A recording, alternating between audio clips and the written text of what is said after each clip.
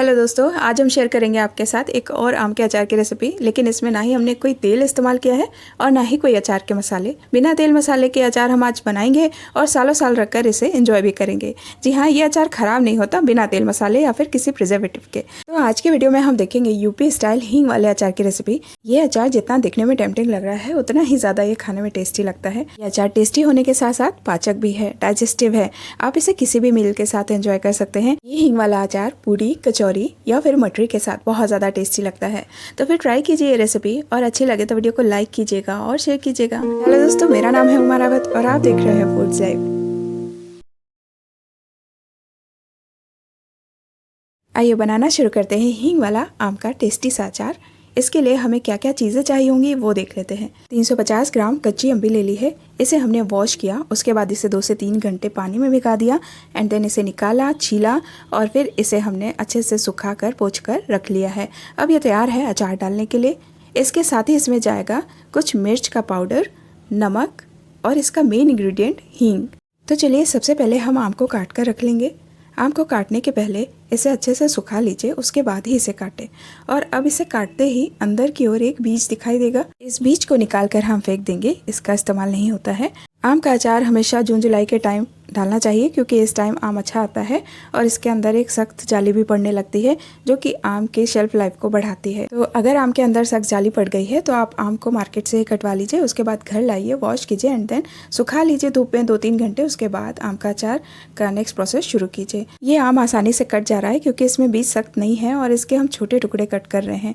और गाइज, आम खरीदते टाइम कुछ बातों का ध्यान दीजिए। आम गोल खरीदिए जिसमें पल्प ज़्यादा होता है, रेशे कम होने चाहिए और आम में कोई कट्टे फटे या चोट खाए निशान नहीं होने चाहिए, वरना अचार जल्दी खराब हो जाता है। और आम पीला नहीं होना चाहिए, पका नहीं होना चाहिए, वरना ज़्यादा समय तक चल नहीं पाता है। ये सभी बातें आवश्यक थी, जानने लायक थी, इसलिए हमने आपके साथ शेयर की। कैरी हमारी कटकर रेडी है। अब हम इसमें इसका प्रिजर्वेटिव ऐड करेंगे। ये है नमक। नमक ही इसको प्रिजर्व करेगा। इस अचार में तेल और कोई भी प्रिजर्वेटिव की आवश्यकता नहीं है। नमक हमारा अचार खराब नहीं होने देगा। नमक हम ऐड करेंगे 50 ग्राम। जी हाँ, 50 ग्राम नमक काफ़ी है। ये नमक आपके आम के अचार को ख़राब नहीं होने देगा सालों साल। तो इसे मिक्स करेंगे। मिक्स करते ही इसमें पानी रिलीज़ होने लगेगा। इसके साथ ही हम इसमें हींग ऐड करेंगे। हींग हम ऐड करेंगे 5 ग्राम। अच्छी वाली हींग है तो आप 5 ग्राम हींग ऐड कीजिए, वरना आप थोड़ी हींग बढ़ा दीजिए। इसके साथ ही हम इसमें नमक का जस्ट हाफ मिर्च ऐड करेंगे। ये है कश्मीरी मिर्च और कश्मीरी मिर्च हम इसमें 25 से 30 ग्राम ऐड करेंगे। ये तीखी कम होती है और कलर अच्छा आता है, बट स्पाइसी ज़रूर होती है। ऐसा नहीं है कि कश्मीरी मिर्च स्पाइसी नहीं होती। जी हाँ, ये तीखी भी होती है और कलर भी अच्छा देती है। बस ये 3 चीज़ें इस अचार को एकदम परफेक्ट बनाएंगी, चटपटा बनाएंगी और बहुत ज़्यादा टेस्टी बनाएंगी। तो इसे अच्छे से मिक्स करेंगे। अब आप देख सकते हैं इसका टेक्सचर। इसमें नमक और आम ने मिलकर पानी रिलीज़ किया है। ये नमक और आम का पानी हमारे अचार को पका देगा, मतलब मैच्योर कर देगा और साथ ही साथ इसे प्रोटेक्ट भी करेगा। अभी आपको अचार का टेक्सचर कुछ ड्राई फॉर्म में दिख रहा है, बट इसे अगर आप 4 से 5 घंटे के बाद देखेंगे या फिर नेक्स्ट डे देखेंगे तो काफ़ी सारा पानी रिलीज करेगा ये। बट जैसे जैसे अचार मैच्योर होता जाएगा वो पानी भी ड्राई होता जाएगा और अचार हमारा तैयार हो जाएगा। तो अभी हम क्या करेंगे, इस कांच के कंटेनर में हम ये अचार स्टोर करेंगे। अचार स्टोर करने के पहले हम इसमें थोड़ा सा नमक ऐड कर लेंगे इसकी तली में, ताकि ये प्रोटेक्ट कर सके हमारे अचार को। अगर थोड़ी सी भी नमी होगी बाकी होगी तो ये नमक उससे सोख लेगा। बट आपको क्या करना है, जार को अच्छे से वॉश करना है गर्म पानी से। उसके बाद इसे कड़क धूप में सुखा लेना है या फिर माइक्रोवेव में भी इसे सुखा सकते हैं एंड देन आपको अचार इसमें स्टोर करना है।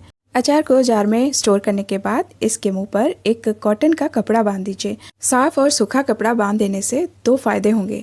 पहला तो जब आप इसे धूप पे रखेंगे तो इसके अंदर वेपोराइजेशन की प्रक्रिया शुरू हो जाती है, मतलब भाप बनकर अचार की जो नमी है वो उड़ेगी, तो ये वापस ढक्कन से टकराकर अचार के अंदर नहीं जा पाएगी, जिससे आपका अचार खराब नहीं होगा। और दूसरा कि आप इसकी लिड हटाकर भी धूप में रख सकते हैं, इसके अंदर धूल मिट्टी नहीं जाएगी और अचार आपका जल्दी मैच्योर हो जाएगा। और जब भी आप ये अचार धूप में रखें, इसे 2 से 3 बारी शेक कर दीजिए, हिला दीजिए, ताकि ऊपर नीचे के सारे पीसेस एक साथ मैच्योर हो सके इस तरीके से। और अगर आपको कोई अन्य अचार या रेसिपीज़ चाहिए तो आप हमें कमेंट कीजिए, हम आपको उनके लिंक भी प्रोवाइड करेंगे। या फिर आपको कोई डाउट हो तो आप हमें कमेंट कीजिए, हम आपको उसका उत्तर भी देंगे। तो गाइस, रेसिपी अच्छी लगी है तो लाइक कीजिएगा, शेयर कीजिएगा। Thank you.